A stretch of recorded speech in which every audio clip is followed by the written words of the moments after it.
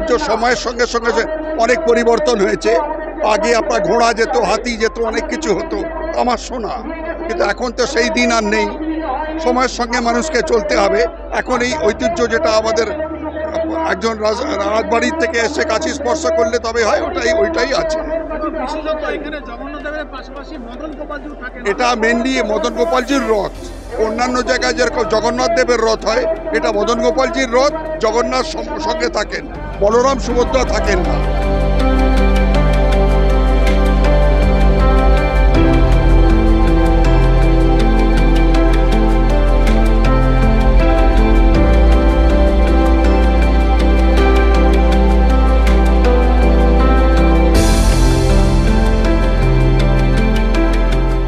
আজকে সকালবেলার পুজো হলো, তারপরে রথ ঠাকুর বেরোলেন পালকিতে করে।